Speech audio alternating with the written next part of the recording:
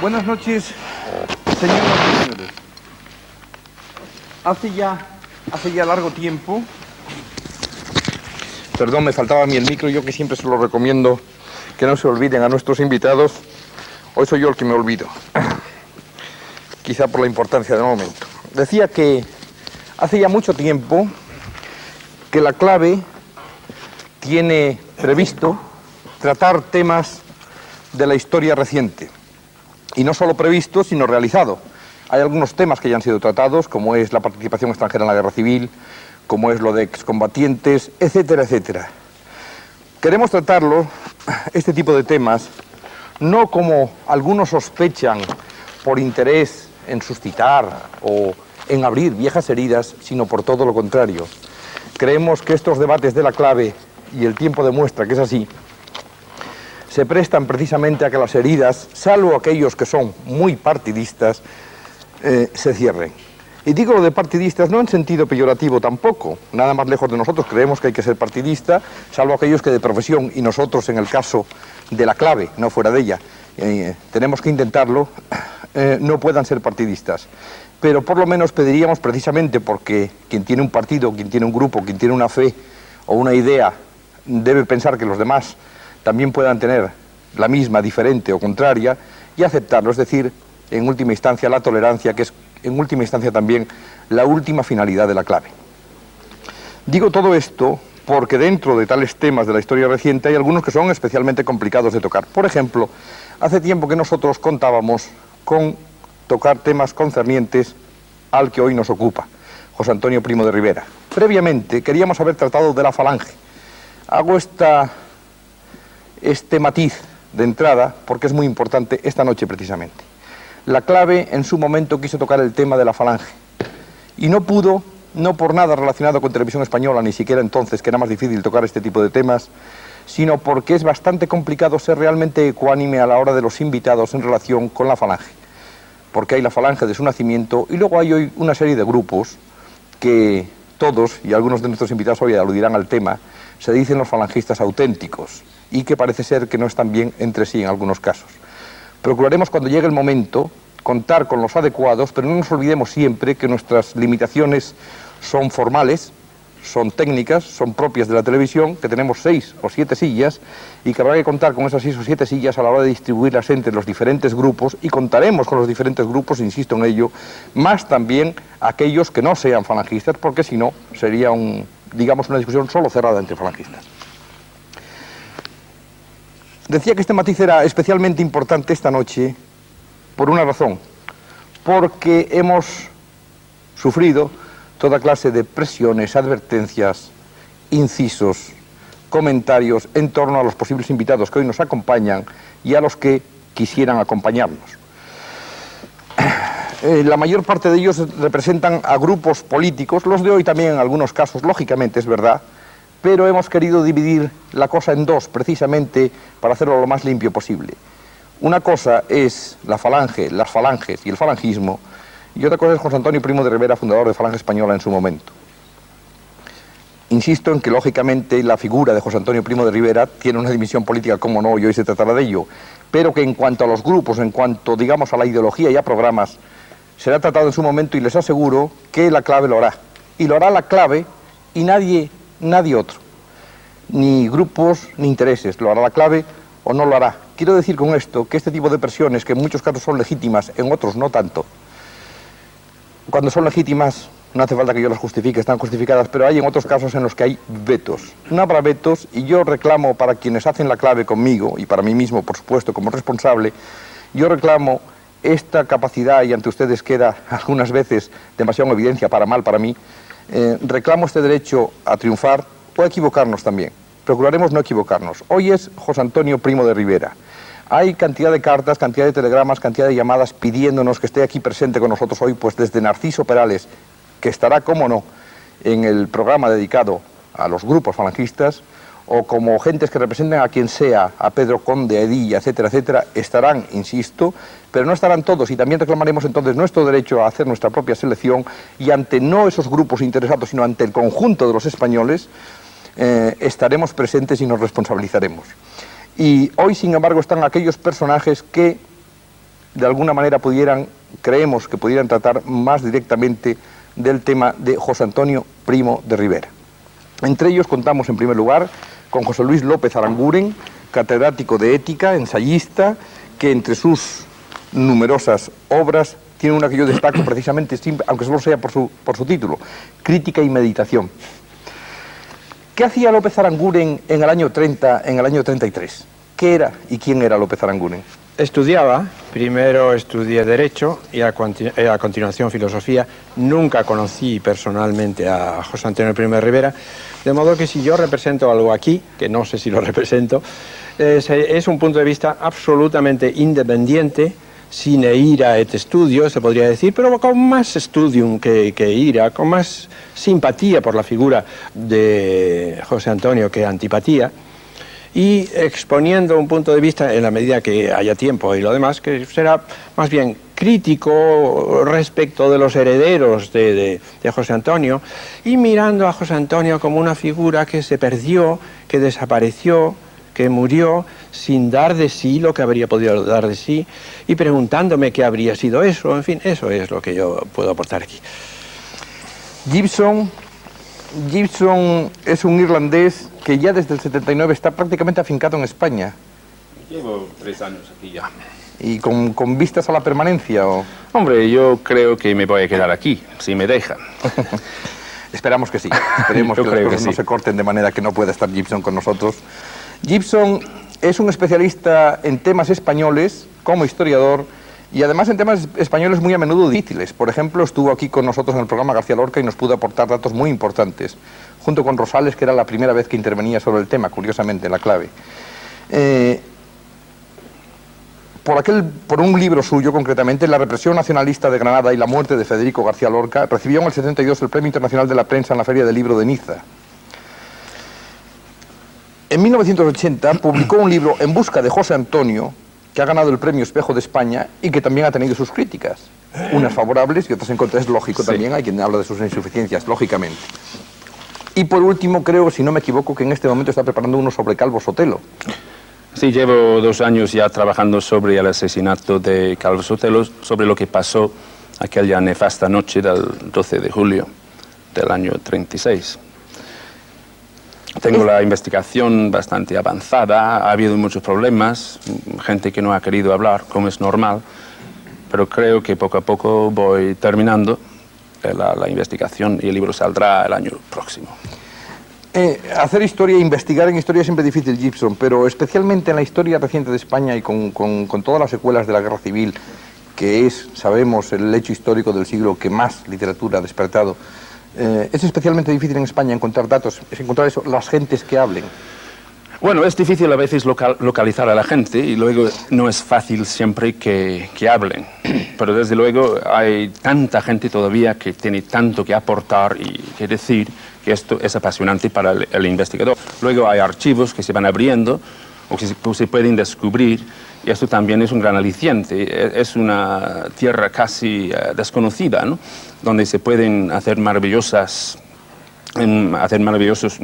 descubiertos, se puede tener unas aventuras de la investigación que no se podrían tener en otros países. Es una de las cosas que a mí más me atrae, que no se sabe uno nunca lo que va a pasar, lo que va a encontrar.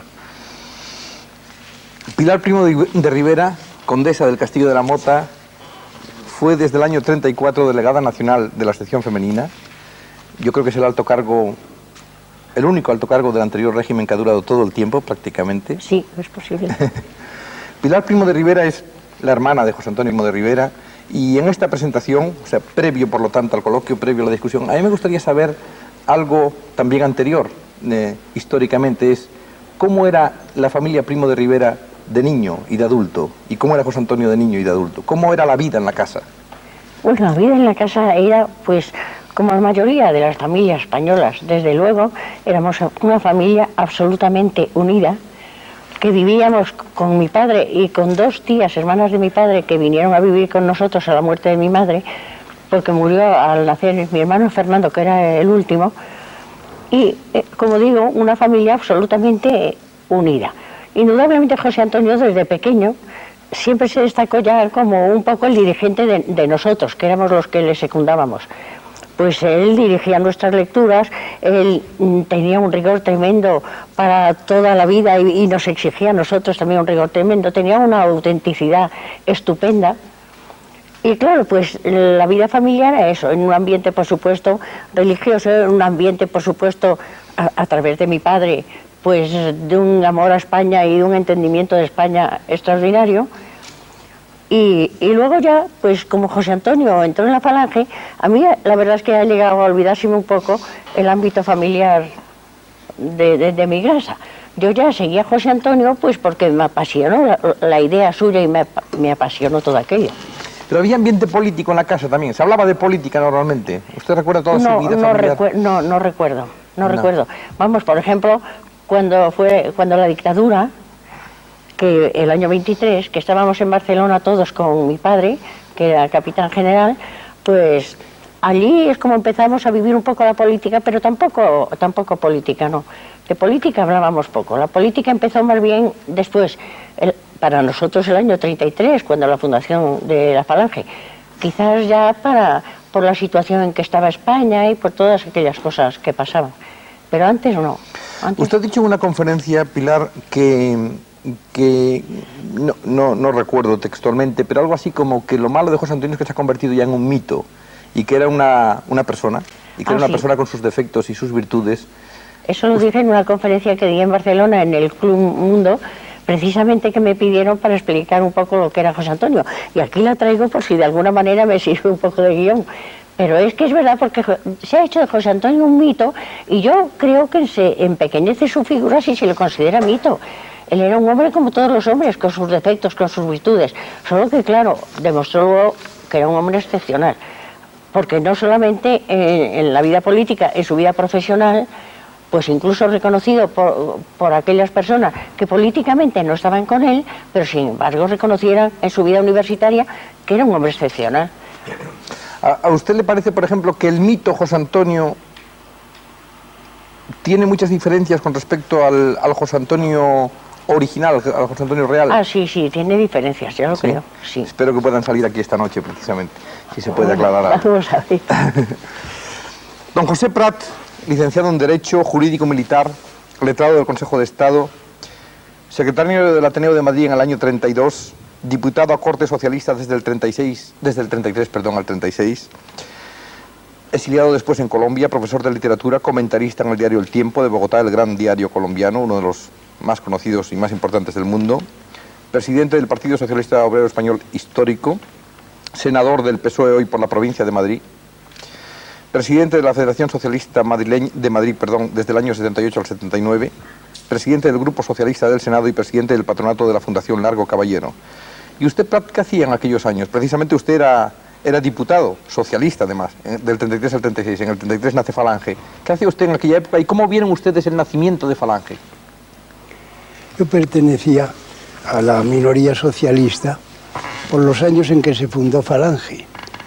No conocía a José Antonio Primo de Rivera más que muy ligeramente, me lo encontraba a veces en el Colegio de Abogados, también en el Congreso. Tuvimos siempre esta inevitable distancia que suele ocurrir en España y en cualquier país, yo creo, cuando hay diferencias ideológicas importantes. Yo recuerdo que escuché con un enorme interés un debate parlamentario a propósito de suplicatorios que se pidieron para un correligionario mío, Lozano, y para Primo de Rivera. Y Prieto, Indalecio Prieto, hizo la defensa de la no concesión del suplicatorio. No sé si fue en ese debate o en otro próximo, hizo un juicio sobre el joven Primo de Rivera en el sentido de ser un espíritu romántico. Y él, que agradeció mucho la actitud de Prieto y dijo que por razones estéticas había llegado Prieto a una actitud enormemente valiosa que él agradecía, rechazaba la concepción romántica que le atribuía a Prieto y estimaba que su actitud dependía solo de una concepción puramente racional, puramente mental del hombre meditador que ha adoptado esas posiciones. Yo, sin embargo, siempre creí en que los factores sentimentales pesaban mucho en Primo de Rivera. El primer factor sentimental era la defensa de la obra política de su padre, que era una cosa tan natural y que todos, desde el punto de vista humano, respetábamos. Y el otro factor es ese de un ideal que a mí me parecía profundamente romántico, juvenil y alejado de la realidad, con conceptos enormemente sinceros y brillantes, pero que me parecían de puro ilusionismo, con lo cual naturalmente no entro en el fondo ideológico, sino solo en una... Ustedes ya venían siguiéndolo tanto. José Antonio era un abogado brillante, había sido vicepresidente de la Unión Monárquica, sí, partido un poco de la dictadura, ¿no? Yo no conocí la Unión Monárquica, conocí a Renovación Española, en la que pertenecía, por ejemplo, el hijo menor de don Antonio Maura, Honorio Maura. Nos sentábamos juntos en el Congreso, quizá porque éramos los dos bastante apacibles y las dos minorías se sentaban muy cercanas en la oposición.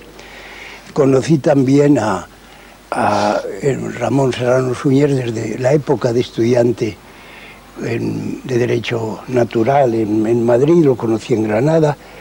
Conocía también a otros viejos amigos que me hablaban de José Antonio Primo de Rivera con gran simpatía. Pero no puedo evitar nunca la concepción de que se sentía influido por la ascensión del fascismo italiano y del nazismo alemán, aunque no negaba su sinceridad en estimarse profundamente español. En eso yo, como socialista, no le reconocía primacía, porque estimaba que éramos tan españoles los socialistas como podía ser cualquier otro partido. ¿Lo llegó a conocer personalmente o no? Sí, pero sin tratarle de mal. Nos saludábamos de una manera correcta, atenta. Lo encontré el día 4 de octubre del 36, que fue la fecha de la Revolución de Octubre.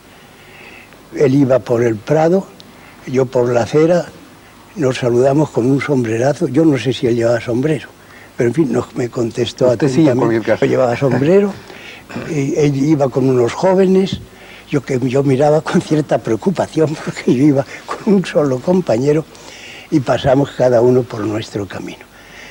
Y luego, claro está, me preocupó mucho su situación en Alicante, y puedo asegurar que el enterado de la sentencia de pena de muerte no lo dio el gobierno y no tiene jurídicamente, yo creo que históricamente, ninguna responsabilidad en la muerte de Primo de Rivera el gobierno que presidía don Francisco. Eso sí que ya será tema de coloquio de esta noche, después de, lógicamente, de la ilustración filmada. Don Raimundo Fernández Cuesta, ministro togado de la Armada, notario, vicepresidente de la Academia de Jurisprudencia y Legislación. En 1938 era ya ministro de Agricultura. Después ha sido embajador de España, 2 veces por lo menos, que yo sepa, en el 39 en Roma y en el 42 en Brasil. Presidente del Consejo de Estado, del 44 al 45. Ministro de Justicia, del 45 al 51. 2 veces ministro secretario del Movimiento. Consejero del Reino durante toda la época de Franco. Y secretario general de la Falange Española y de las Jons con José Antonio. Actualmente el jefe nacional de la Falange. ¿Cómo conoció usted a José Antonio? Pues a José Antonio hay que remontarse al principio de siglo. ¿Al principio del siglo? Porque yo estaba íntimamente relacionado con la familia Primo de Rivera, no la de el padre de Pilar y de José Antonio, sino con don Fernando Primo de Rivera, el primer marqués de Estella, del cual era ayudante un tío mío. Por esa razón yo entré en relación con la familia de don Fernando Primo de Rivera. Establecí una comunicación intimísima hasta el punto que puede decirse que yo vivía más en casa de don Fernando Primo de Rivera que en la mía propia, y como consecuencia, pues ya, como es natural, a toda la familia Primo Rivera, a don Miguel, al padre de Pilar, a Pilar y a todos ellos, de modo que yo los conozco desde el año 1903. A José Antonio, naturalmente, después, pues que fue el año en que nació, de manera que le tuve que conocer 4 o 5 años después. O sea que políticamente fue relativamente natural esa unión con José Antonio desde el principio. Bueno, nosotros teníamos una amistad intimísima, porque José Antonio, por estas circunstancias de la vida, me había tomado especial afecto.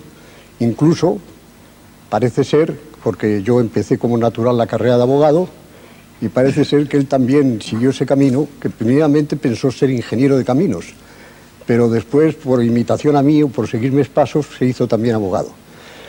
Claro, aparte de esa compenetración, hubo una temporada en que yo vivía en Sevilla por razones profesionales y estuvimos un poco más separados en nuestra amistad, pero cuando yo volví a Madrid, José Antonio fundó, como se sabe, la Falange el año 33, y el año 34, que yo fui precisamente el día de San José a felicitarle a su santo, a su despacho de la calle Alcalá Galiano, pues me dijo: mira, Raimundo, yo quiero que tú seas secretario general de la Falange porque sé tu manera de pensar y la lealtad que nos une.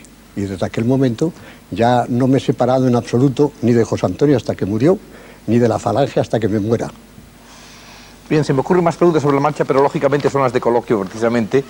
Lo que hace falta es solo, en esta presentación, conocer sus vicisitudes personales en relación con el personaje que nos ocupa.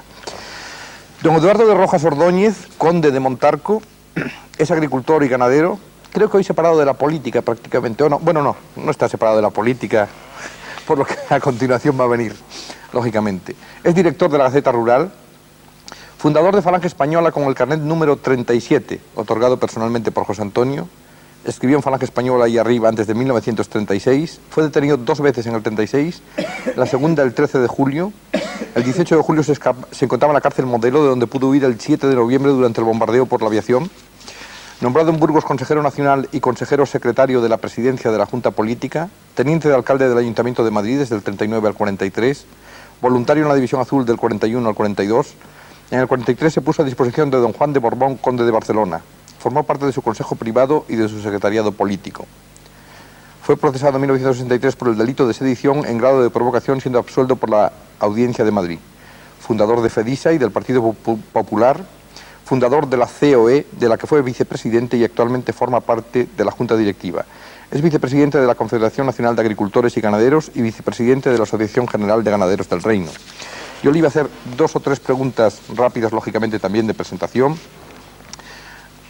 La primera, don Eduardo de Rojas, es: ¿cómo tiene usted el carné número 37? Un poco la misma pregunta de Raimundo, es decir, ¿cómo se produjo esa amistad con José Antonio? Bueno, la amistad con José Antonio nace en el año 30, precisamente el 30 al 31, cuando le conocí. ¿Dónde le conoció usted? Le conocí en una cacería de un tío suyo, de Antón Pérez Sanderedia, en una finca que tenía en Ciudad Real. Y hicimos inmediatamente, conectamos muy bien, empezamos a hablar, luego creo que será más motivo del coloquio, y ya pues seguí viéndole con mucha frecuencia. Ya le ayudé en las elecciones, una elección que hubo para diputado de Madrid, que fue una vacante, que tuvieron que buscar a un gran personaje republicano, que era don Bartolomé Cosío, y ya le ayudé, pero no tenía edad para ser interventor. Y luego después he seguido con él hasta la creación, hasta la fundación de la Falange, y entonces hay una cuartilla que está de su puño y letra, en las cuales están puestos los nombres y los números que otorgaba a cada uno, muy curiosa, y ese es el motivo de tener ese número de carné. Usted, sin embargo, y era la segunda pregunta, precisamente aquí aparece en su currículum, en el 43 se puso a disposición de don Juan de Borbón, conde de Barcelona, formó parte de su consejo privado y de su secretariado político. Yo quería preguntarle eso, ideológicamente, ¿eso se corresponde? ¿O usted había cambiado en ese tiempo? Pues efectivamente, es que yo creo que hubo una etapa, primera, hasta la guerra nuestra. Después de la guerra, pues es otra, distinta, y en esa yo ya, sobre todo en el año que estuve en Rusia, es curioso porque es un camino algo paralelo al de Dionisio Ridruejo. Pues cuando volví le dije a Serrano Súñer, precisamente, que yo era secretario político suyo, que quería dejar todos los cargos y todos los puestos.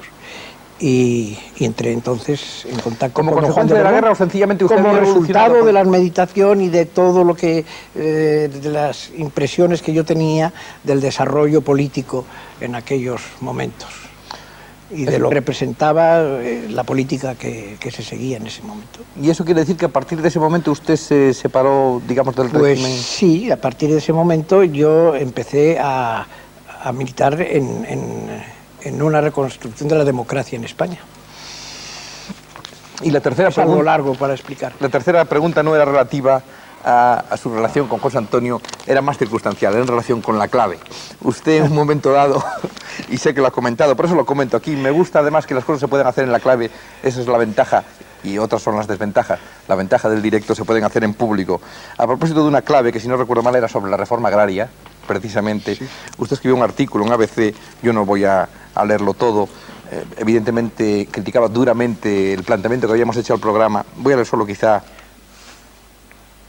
el final, donde dice: el señor Borges, presidente de la Federación Andaluza de Agricultores y Ganaderos, y el catedrático de Economía, señor Anés, en sus escasas intervenciones dejaron constancia de sus conocimientos sobre el tema que se iba a tratar, así como el técnico de Lirida, señor Bueno. Pero el señor Balbín, responsable del programa, se le salió este de madre una vez más, aunque en esta ocasión no es que los que debían aparecer como los malos salieran bien librados y viceversa, sino que hizo de aprendiz de brujo. Es una lástima que se desacrediten así las emisiones en directo por la orientación tendenciosa con que se plantean y la incompetencia que reina en ese medio de difusión. No es para ponerle... Tiene 2 años. Tiene 2 años.